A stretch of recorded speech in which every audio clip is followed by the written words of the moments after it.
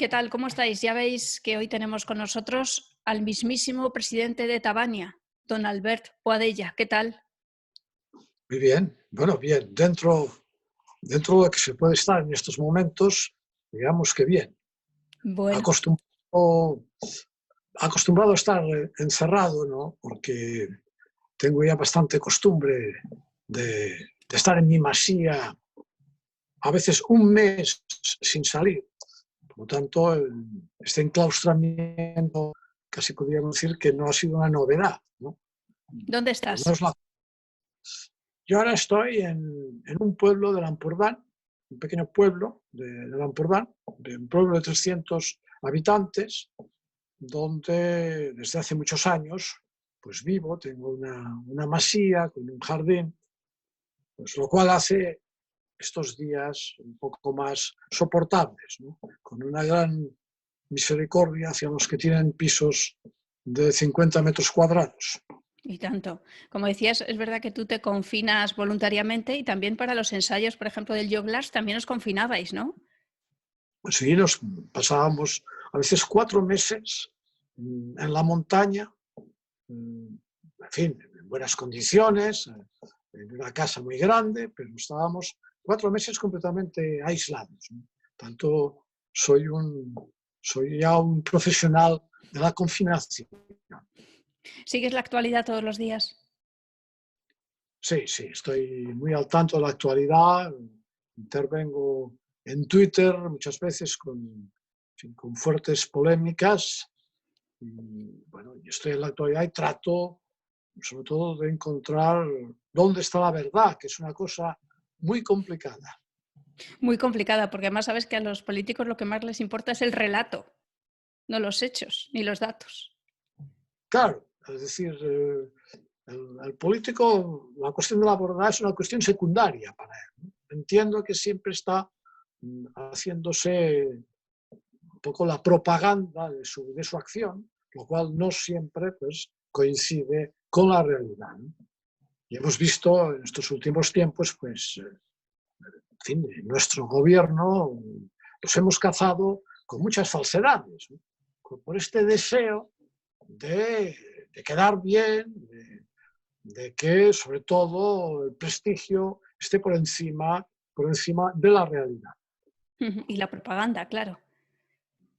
Bueno, la propaganda, porque eso ya forma parte, casi diría, de la propia idiosincrasia del político, ¿no? El político casi siempre, desde que se levanta, está haciendo propaganda, ¿no? Bueno, eso diríamos que todavía es aceptable hasta este punto.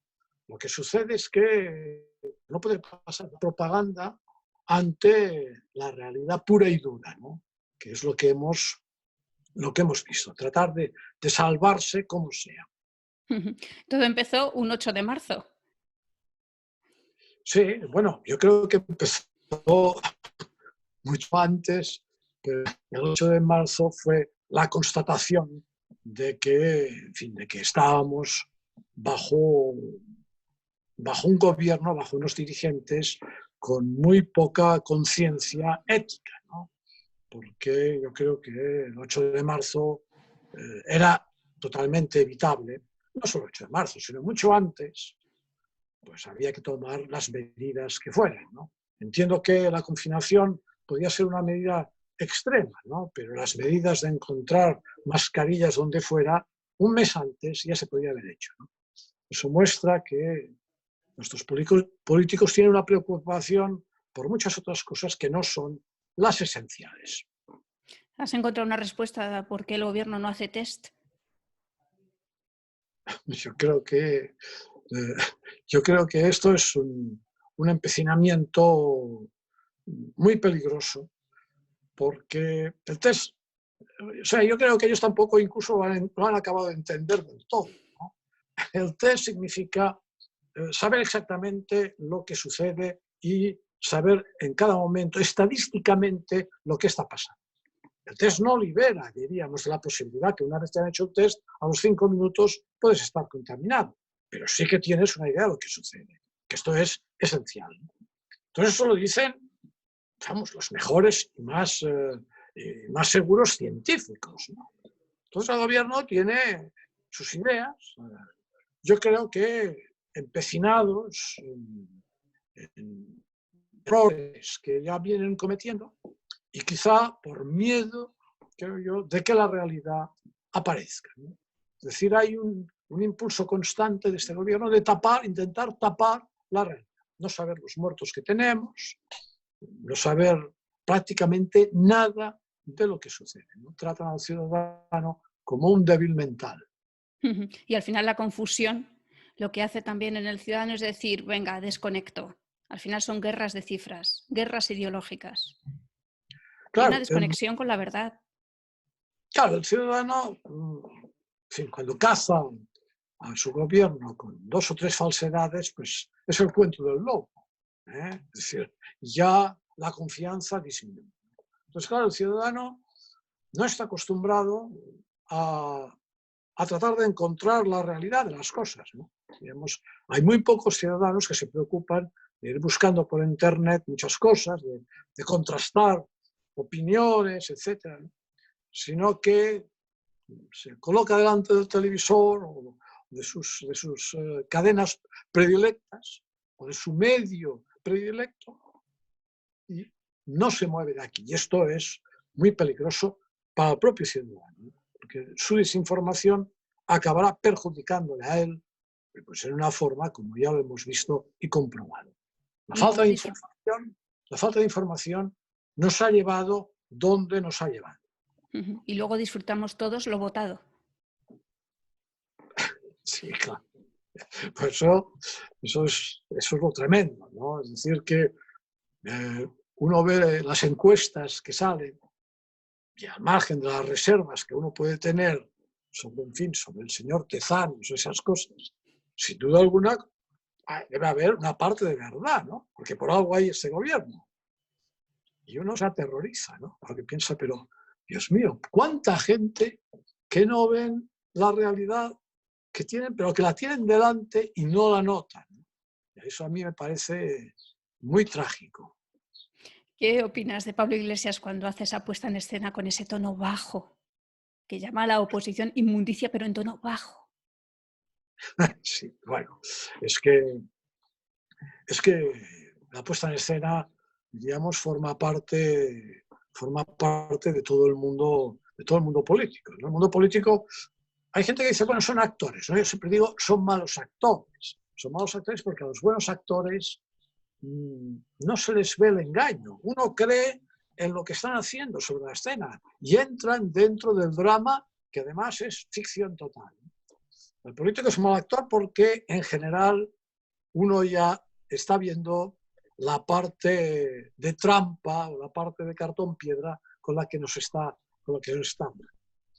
Y hay muy poca gente, hay muy poco político que sea capaz de transmitir directamente del corazón y de su mente las cosas, ¿no? Siempre vemos que pasa un filtro, ¿no? Hay una especie de filtro, una cantinela especial, ¿no? En la cual vemos que hay manipulación de su propio pensamiento. Y eso al ciudadano le toca mucho. Es decir, el ciudadano cree mucho en los políticos que pueden a lo mejor no ser muy inteligentes, pero que son sinceros, que son francos, ¿no? Eso es lo que realmente el ciudadano espera del político. ¿Has aplaudido a las 8? No aplaudo nunca, bueno, si salgo a aplaudir por la ventana de mi casa, aquí en un pueblo de 300 habitantes, van a pensar que estoy loco, ¿no? Bueno, porque además este pueblo normalmente siempre aplaude o hace caceroladas de tipo independentista, ¿no? Porque el 90% del pueblo, pues para mí es un poco territorio comanche. Tú sí que puedes cantar el Resistiré, ¿eh? Bueno, es que aquí es un pueblo de estos que llaman por la República, ¿no? Es un pueblo, diríamos, que ya decidió que estaba por la República y que ya no formaba parte de España, ¿no? Esto también es otra ficción. Viven en un mundo de ficción. Hombre, yo no es que tampoco me tiren piedras en casa, pero sí que a veces me han cortado árboles, me han tirado muchas bolsas de basura a través de la pared del jardín, ¿no? Y, bueno, es una relación, es esta relación que tenemos, ¿no? Con conflicto, muy teatral, sí. Sí, es una... Bueno, no me atrevo a decir que todo el pueblo tenga este ánimo, ¿no? Yo creo que, en general, es buena gente, pero es buena gente muy engañada porque además están todo el día delante de la misma cadena de televisión preparados a que les adoctrinen, ¿no? Y efectivamente la cadena de televisión nunca fracasa, siempre adoctrina fantásticamente. Criticaste que no llevara Pedro Sánchez la corbata negra. Bueno, todavía no hay un día de luto oficial ni esas cosas. Sí, yo creo que los protocolos, los símbolos son lenguaje, ¿no? Es un determinado lenguaje, como los símbolos, ¿no? Representan algo, no representan todos, representan un sector. Yo creo que ante lo que estaba sucediendo en España, pues era necesario que hubiera un lenguaje en el cual el gobierno y el conjunto de los dirigentes pues, se vieran afectados ante la mirada pública por lo que sucedía. A mí no se me ocurre otra cosa pues que un lazo negro, o una corbata negra, o un traje oscuro, en fin, lo que sea, pero que notes que está constantemente en la conciencia de aquella persona el drama que está sufriendo nuestro país y muchos otros países. Bueno, y además llevar un día una corbata roja, pues eso ya me pareció el colmo, ¿no? Por eso en internet dije lo que dije en Twitter, ¿no? Porque me pareció que era como un desafío, ¿no? Porque la corbata roja no se entiende así, la gente no la entiende así. Uno se pone una corbata roja cuando está de ánimo que sí. Por tanto, yo creo que esto es un gesto más de esa especie de, digamos, de arrogancia con la que, arrogancia y también al mismo tiempo ineptitud con que el gobierno está tratando estos asuntos. Ha habido un pensamiento que a veces se ha verbalizado incluso por parte de algún periodista en los medios de comunicación, pero sí que estaba como en general, y es que esto solo afectaba a los viejos. Entonces, como solo afectaba a los viejos, pues bueno, pasamos un poco de la cosa, ¿no? Del coronavirus. Bueno, yo creo que podríamos ser mal pensados y pensar que, en fin, que es una forma de liberar pensiones, ¿no? O sea, ya llegando a ese extremo. Yo creo que hay algún sádico que lo piensa, ¿no? Pero a mí se me hace muy difícil pensar que el gobierno de España, con el que naturalmente no comulgo para nada, sea capaz de pensar una cosa así. Lo que sí sucede, y esto no hay que olvidarlo, es que desde hace unos años hay unas generaciones que mantienen la vejez como algo negativo. Es decir, esta apología constante de la juventud, de ser joven, de que la juventud es lo máximo que uno puede tener, ¿no? Pues ha llevado, diríamos, a un cierto desprecio o a una molestia quizás sería la palabra más adecuada, a una molestia de los ancianos. Y eso ha sucedido en muchísimas casas, la gente se ha quitado de encima los ancianos. Por lo tanto, eso es lógico que se traspase pues, a las administraciones públicas, ¿no? Esa especie de, bueno, finalmente, por el tiempo que les queda de estar en el convento, ¿no? Pues, ¿qué vamos a hacer? Creo que esto en una sociedad es muy grave. Nos lleva a una sociedad más infantilizada. Bueno, es que, en fin, yo no creo, diríamos, que por el hecho de ser joven, pues uno no pueda dirimir bien lo que sucede, ¿no? Sin duda alguna, ¿no? Incluso puede decir que está pues, con los pies en el crecimiento, lo cual está bien. Pero no hay que olvidar, en fin, que los que ya tenemos muchos años sabemos las distintas etapas. Yo, a 30 años, no me hubiera visto capacitado de estar en un puesto importante en un gobierno. Porque cuando tenía 40 y tuve 50, me di cuenta que muchas de las cosas que pensaba a los 30 eran faltadas de dimensión, faltadas de experiencia y faltadas, digamos, de grueso de pensamiento. Por lo tanto, yo creo que hay que alternar. En los gobiernos debería haber gente mayor, incluso muy mayor, también obviamente pues gente joven, ¿no? Debe haber muchísima más pluralidad. Los gobiernos autonómicos para lo bueno y para lo malo, porque en este caso, por ejemplo, yo creo que en Madrid y otros gobiernos autonómicos han podido conseguir material sanitario que desde el gobierno central ha sido un colapso, había un bloqueo, ¿no? En cambio, en Bueno, Cataluña, pues bueno, no sé, quiero decir que este tipo de pandemias también te hacen replantearte ciertos principios, ¿no? bueno, yo obviamente no soy de los grandes apologistas de las autonomías, ¿no? Sobre todo porque he estado en una autonomía que ha servido para realmente para torturar mentalmente a muchos ciudadanos, ¿no? Para poner muchos inconvenientes y para gobernar además muy mal, ¿no? Pero entiendo que hay otras autonomías pues, que, en fin, que el tema les ha funcionado, ¿no? Por lo tanto, es una situación muy complicada, muy complicada de dirimir, ¿no? Hombre, yo en un caso de este tipo así, creo que es mejor, hubiera sido mejor prescindir, diríamos, de órdenes y de directrices que tuvieran que resolver simplemente las autonomías, ¿no? Yo creo que era mejor las órdenes por parte del Estado generalizadas, no igualitarias.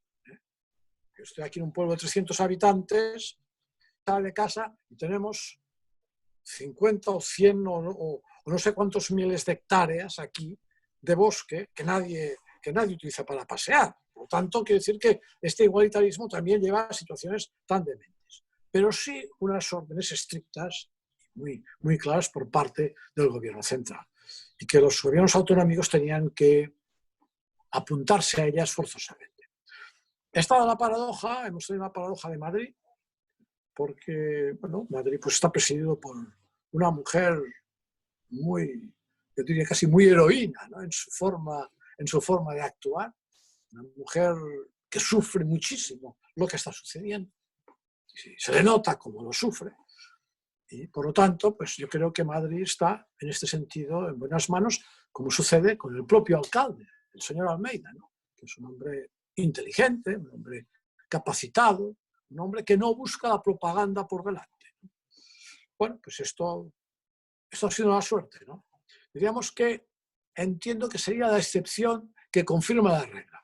La regla es que las autonomías deben estar limitadas desde el punto de vista de la sanidad, de la educación y de la policía.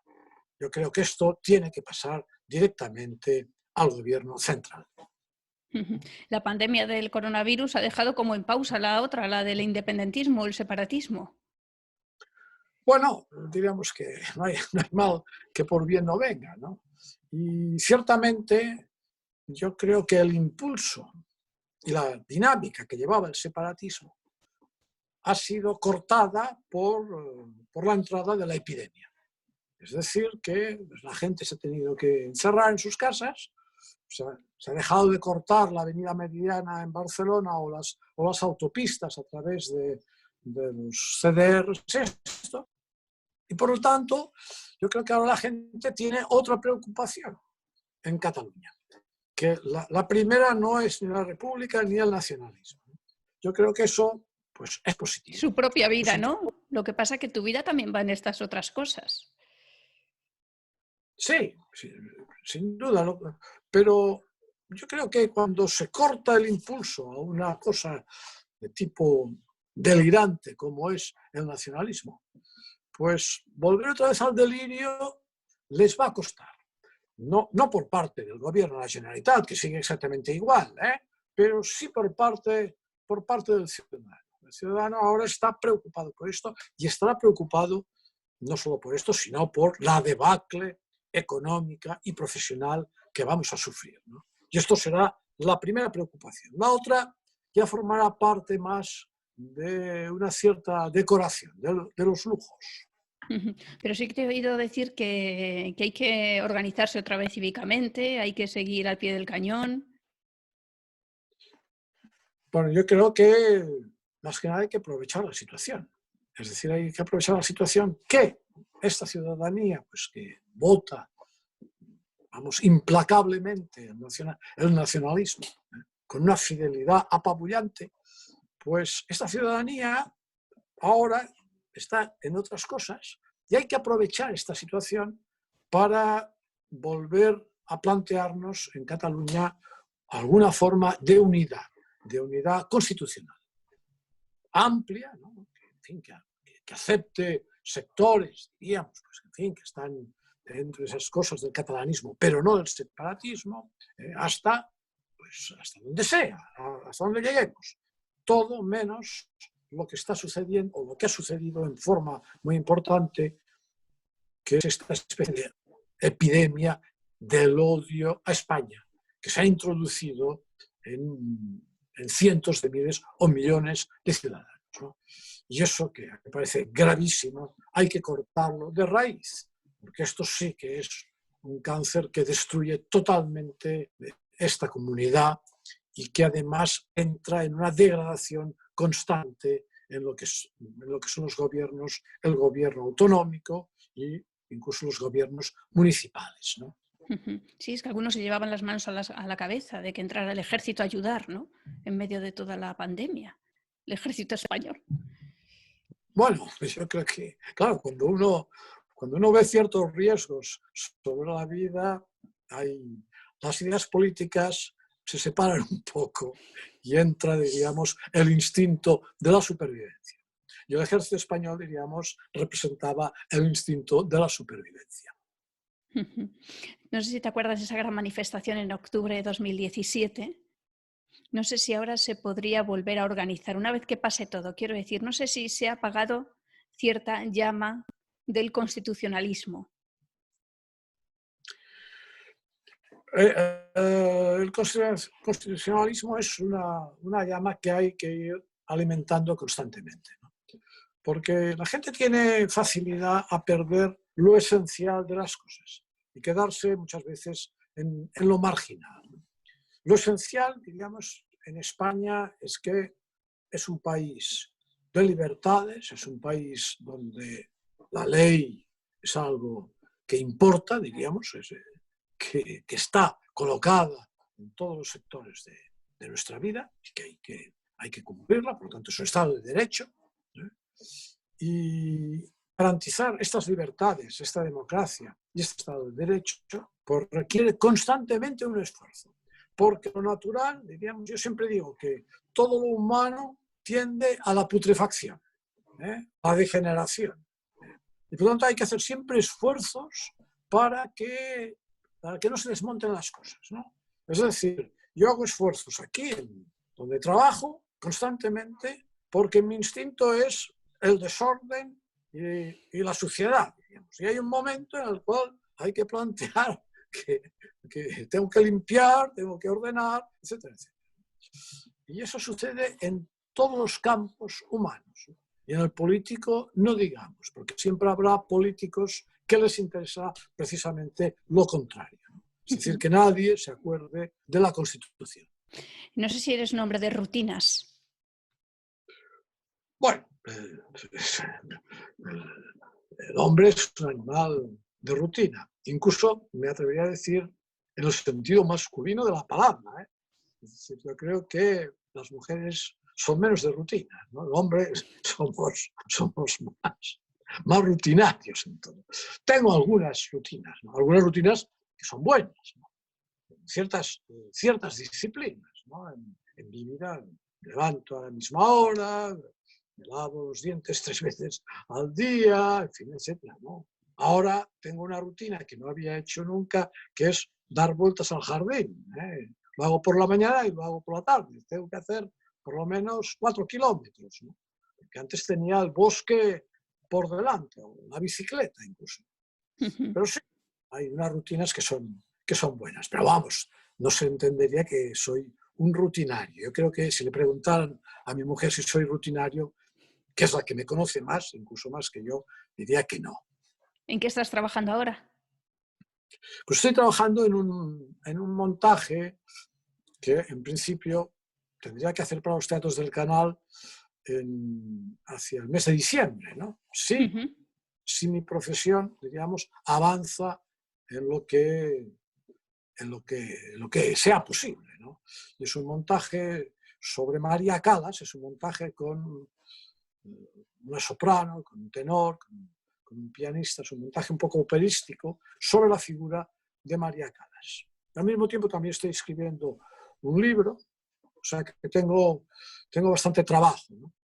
Mucha preocupación por mi sector, que va a sufrir muchísimo, muchísimo. Va a ser un golpe muy fuerte al sector escénico, ¿no? Porque es lógico que la gente va a tener mucho temor en entrar en un local cerrado con 500 personas. Claro, el gobierno dice, bueno, pues a un tercio. Bueno, pero a un tercio no se puede vivir con un tercio de las entradas. De aquí también se quejan, obviamente, toda la hostelería, ¿no? Claro. Dice, eso no es solución, ¿no? Hay que buscar otras soluciones. Y los ensayos van a ser complicados también. Pues muy complicados porque además los ensayos obligan a una cercanía. A veces tienes que tocar al actor, estar muy cerca de él para enseñarle que hay que hacer unas cosas, y va a ser complicado. En principio el proyecto es ensayar noviembre y diciembre, pero vamos, yo estoy dentro de las edades de riesgo serio, y tengo que vigilar muchísimo, ¿no? Aquí en casa, obviamente, no entra nadie. Yo salgo cada 10 días a hacer una compra rápida. Y, vamos, menos la escafandra, llevo de todo. Te falta. Llego a casa, me quito toda la ropa, me ducho, toda la ropa pasa a un sitio que está durante otros 10 días, etc. No sé si se puede dirigir un teatro público sin ideología. Bueno, yo creo que sí, ¿no? Yo creo que sí.